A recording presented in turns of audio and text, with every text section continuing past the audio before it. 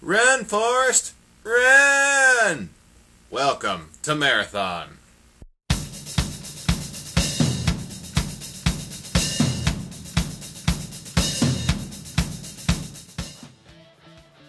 Hello, I'm Raging Amish, and this is Marathon in Black Ops. I've had a fair number of requests to go back to the perks. I've still got a lot of primaries to cover, but I figured I could go back and touch on one of my personal favorites, Marathon, so here goes. One of 5 green perks, the base version of Marathon is the reincarnation of extreme conditioning from Call of Duty 4. Normally I've got some long explanation of facts when explaining a perk, but nope, not this time. When equipped, Marathon doubles your sprint distance. I find myself in a bit of a conundrum though. How do you show extra sprint? Why are you doing this? I just felt like running. Well, I guess that works. Sprinting is one of the most common actions in the game. You're just going to have to take my word for it that I'm actually using the perk in the footage that you're watching. The pro version of Marathon is closely related to the base version, so I'm going to cover how to get the pro version next. I apologize if it feels like I'm rushing, but I think it's best to cover the pro version and the base version at the same time, seeing as the two are so similar.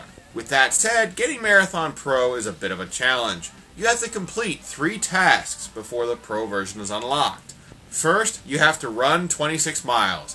I can't really give any tips for this one. Just use the perk. Eventually you will run 26 miles. Supposedly the game doesn't keep track of how far you've run, but rather how much time you've spent running. I can't confirm that, but I think the point at the end of the day is simple. Run, and run a lot. Run, bitch! Run!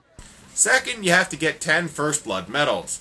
I found this challenge to be incredibly annoying, but doable. In Search and Destroy, there is a First Blood in each round, I believe, so you can try said game mode to finish this challenge. Personally, I just played TDM all night and ran opening routes looking for the First Blood. Be aggressive and try not to think about this challenge. The odds are it'll just naturally happen. Finally, for the third challenge, you have to capture 15 flags and capture the flag. You may notice that I'm not showing footage of capture the flag. That's because I don't enjoy said game mode. Maybe it's because I played so much of this back in my Halo days, but the fact is, CTF gets really boring, really fast in Black Ops. I'd advise carrying either lightweight or flak jacket if you're trying to capture flags. Once you've completed the 3 challenges, you get Marathon Pro. Once unlocked, you now have unlimited sprint. You can just keep going and going and going. Keeps going and going and going and going. Nothing outlasts me. Oh! I'll be honest, I have never unlocked Marathon Pro, largely because of the 3rd challenge, but that doesn't change much when deciding how to use this perk. Marathon is designed for objective gameplay. In game modes that feature a bomb site or flag site, you will find this perk to be incredibly useful. Marathon increases your mobility, thus allowing you to close the gap between you and your target quickly. Playing the objective is all about being able to get to the point and then holding it down. Marathon will make you far more efficient when fighting for the win. While this perk is good for objective-based game modes, I cannot advise Marathon for deathmatch game types. On paper, this perk does sound good.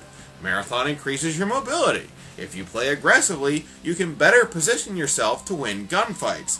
The problem is that Black Ops is a different kind of Call of Duty.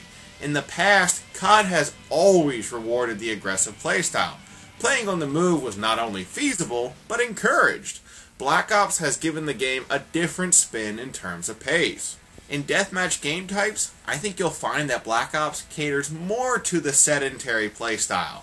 That's a really kind way of saying Black Ops rewards campers, not aggressors. Your enemies have plenty of buildings to hide in and tons of cover to use for head glitching. Ghost, suppressors, claymores, and motion sensors are everywhere. You have to play cautiously because Black Ops will penalize you if you try to barge into rooms and gun your opponents down like Rambo.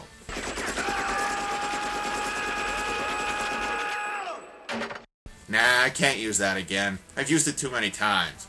Show me something else.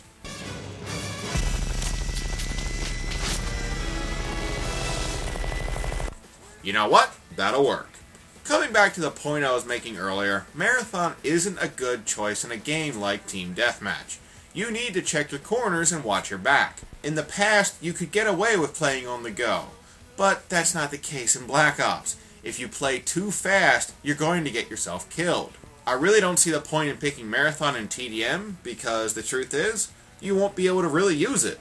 If you're looking for advice for perks to couple Marathon with, then I'd advise Flak Jacket, Lightweight, Steady Aim, or Sleight of Hand. Since Marathon is a perk designed for objective type play, any perk that makes you more nimble or quickens your reaction times will be invaluable. Overall, this perk is very powerful. Marathon gives you extra mobility, which is nothing to sneeze at.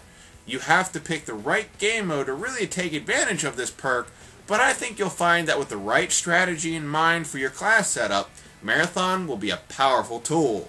That concludes my review of Marathon. Thanks for watching. I hope you enjoyed, and I hope you'll join me next time, where I'll be covering the CZ75.